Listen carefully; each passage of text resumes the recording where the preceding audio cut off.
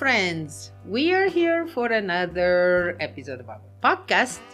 And today I would love to share with you an entree that I make quite a bit of times. So because we love to have friends over, but I also love to cook for just the two of us on special occasions or even just on a simple Sunday, I have always loved an entree that is somewhat scenographic, if you will. And so I make meat rolls, but I always make them differently. So, or at least I try. So lots of times when I find pork or turkey tenderloins, I buy them. If they are at a decent price, I buy more and then I freeze some of them. And because every package has two of them, it actually is a very good deal. So in order to make a meat roll, you have to open your meat. So what I do every time, I put cutting board over a non-slippery surface. So I used to put it on a cloth, which is what I did in the video that I will link in the description. But then a friend suggested to use those silicone baking sheets, the one that you can reuse, because those are really non-slippery. And then you start cutting on one side, up about until a half an inch from the end, and then cut again until you get to about a half inch of thickness of the meat. In the video that I am going to link down here, I am working on turkey fillet, let's call it like that. But that one is very, very prone to breaking up. So you will see that it actually did break in a piece, in a part. And that is the type of meat for which you want a solid stuffing, or at least a solid lining of the meat. So normally something like that, you put either ham or you put a thin egg frittata, because that will pretty much prevent anything that could fall off of that hole, like it could be cheese or it could be vegetables or whatever.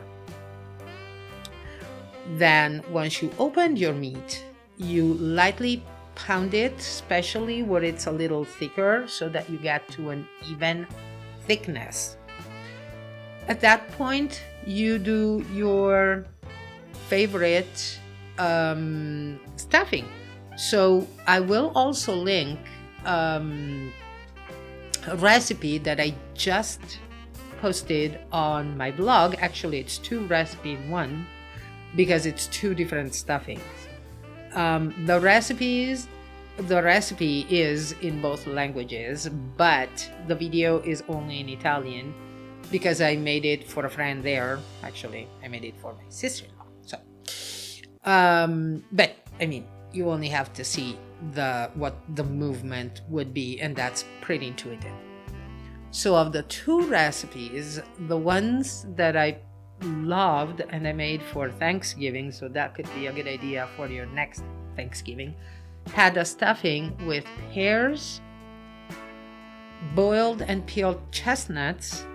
Now, since here they're really hard to find, you can find pre-cooked and peeled chestnuts. We do sell them at our store. They're organic from Italy, but I mean, you can't find them. And then there was shallots and some rosemary. You roll them up and then you cook. Now, when you stuff the meat, you want to make sure that you leave at least a half an inch to an inch on one of the long sides or both, and top and bottom. This because when you're rolling, you tend to move the stuffing. I mean, it's inevitable. But if you leave some room, that will not be pushed out of your meat. Then you tie it with butcher string, and then normally a dry aging flour, then you pan sear in extra virgin olive oil, deglaze your pan with Marsala wine with brandy, and then you finish cooking with some broth. You can actually cook it in a covered pan on the stove, or you can also bake it, especially if it's rather big. That would make it complicated to flip on the stove. I would put it in the oven. And the other one that I had as far as recipe has a stuffing of ham, cheese, and boiled, squeezed very well and chopped spinach. Now for Easter this year, I am making one that has frittata, asparagus, and cheese. To me, asparagus and eggs equate spring.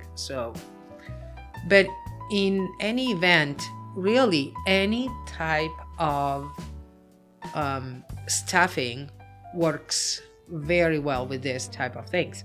If you use the tenderloin, because it's a smaller piece of meat, you don't need to cook it too long, but you have to make sure that the internal part of the meat actually does cook. So make sure you cook it for the appropriate amount of time and temperature.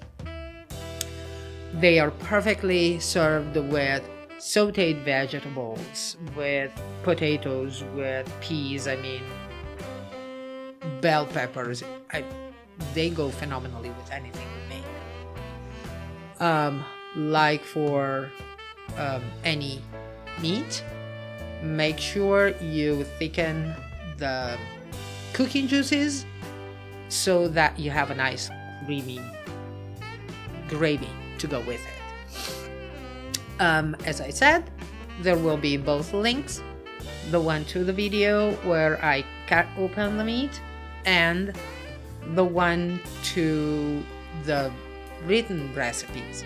Now, if you do use turkey tenderloins or turkey fillets, they tend to be fairly short as far as length goes, whereas the beef and the pork are long enough, so you will end up needing to use two of them and then roll them up. So that is something that I will probably make a separate video later down the road and possibly make a video recipe out of it. I will see what time allows me to do.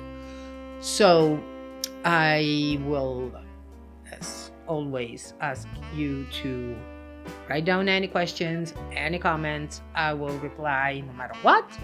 And I wish you all a very happy Sunday and see you in a couple weeks.